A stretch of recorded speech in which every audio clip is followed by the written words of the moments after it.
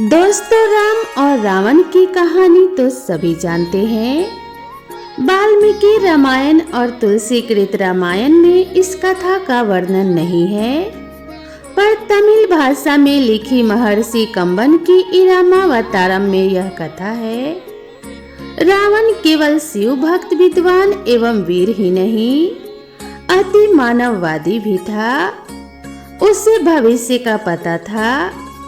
वह जानता था कि श्री राम से जीत पाना उसके लिए असंभव है। जब श्री राम ने खरदूषण का सहज ही वध कर दिया, तब तुलसीकृत मानस में भी रावण के मन के भाव लिखे हैं। खरदूषण मौसम बलवंता, तीनहि को मरहि बिनु भगवंता। रावण के पास जामवंत जी को आचार्यत्व का निमंत्रण देने के लिए लंका भेजा गया। जामवंत जी दीर्घाकार थे।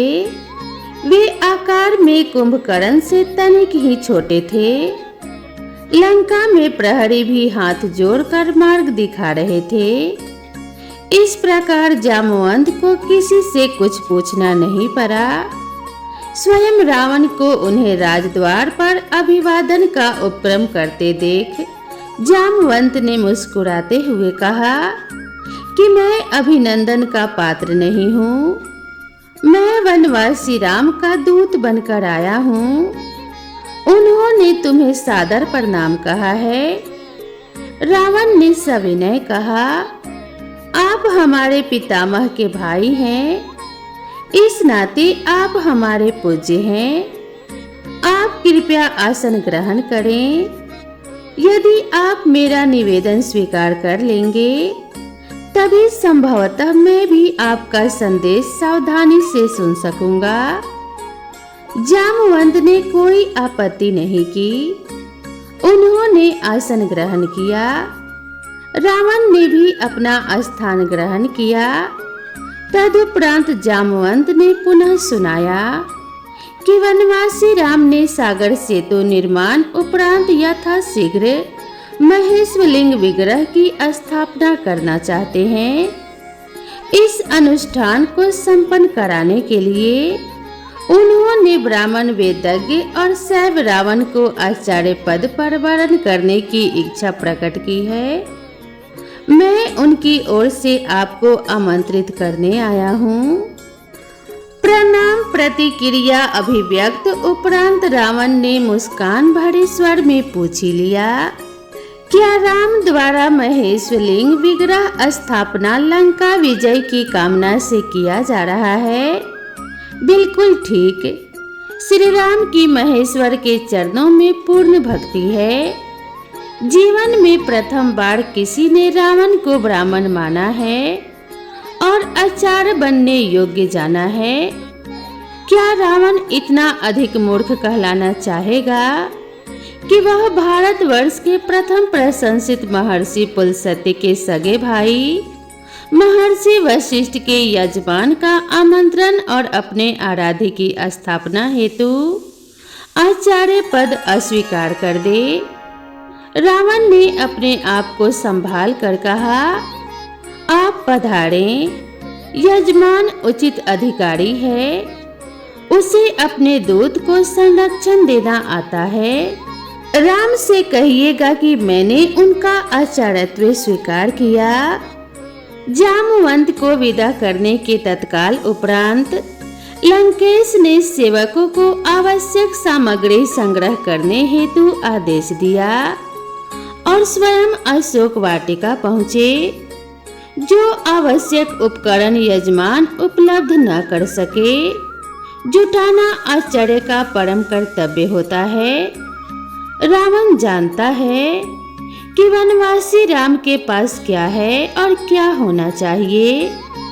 अशोक उद्यान पहुँचते ही रावण ने सीता से कहा कि राम लंका विजय की कामना से समुद्र तट पर महेश्वर लिंग विग्रह की स्थापना करने जा रहे हैं और रावण को आचार्य वरण किया है। यजमान का अनुष्ठान पूर्ण हो, यह दायित्व आचार्य का भी होता है। तुम्हें विदित है कि अर्धांगिनी के बिना गृहस्थ के सभी अनुष्ठान अपूर्ण रहते हैं। विमान आ रहा है, उस पर बैठ जाना। ध्यान रहे कि तुम्हें वहां भी रावण के अधीन ही रहना होगा। अनुष्ठान समापन उपरांत यहाँ आने के लिए विमान पर पुनः बैठ जाना। स्वामी का आचार्य अर्थात स्वयं का आचार्य यह जानकी जी ने दोनों हाथ जोड़कर मस्तक झुका दिया।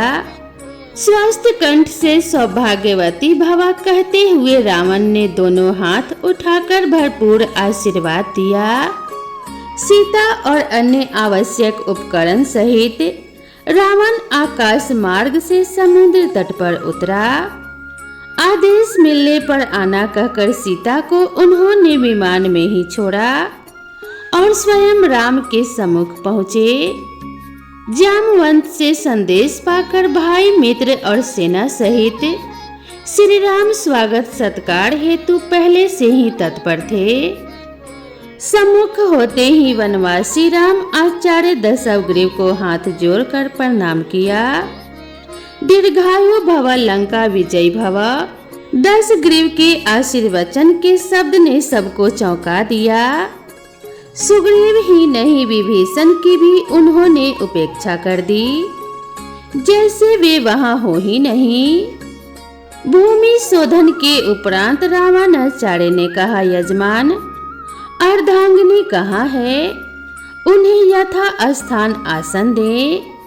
श्री राम ने मस्तक झुकाते हुए हाथ जोड़कर अत्यंत विनम्र स्वर से प्रार्थना की कि यदि यजमान असमर्थ हो तो योगाचार्य सर्वोत्कृष्ट विकल्प के अभाव में अन्य समकक्ष विकल्प से भी तो अनुष्ठान संपादन कर सकते हैं।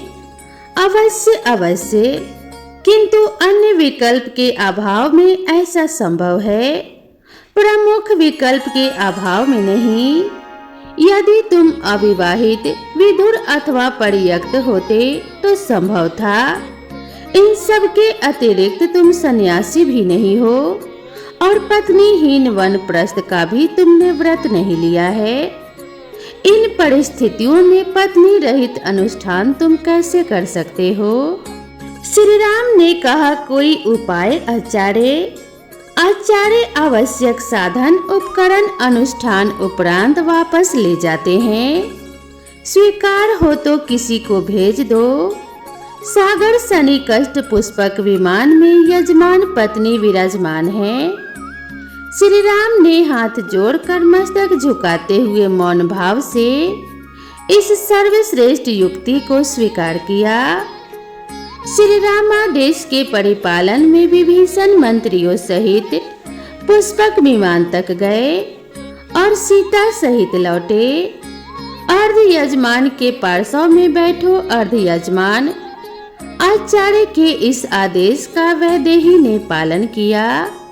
गणपति पूजन, कलश स्थापना और नवग्रह पूजन उपरांत आचार्य ने पूछा, लिंग विग्रह? यजमान ने निवेदन किया।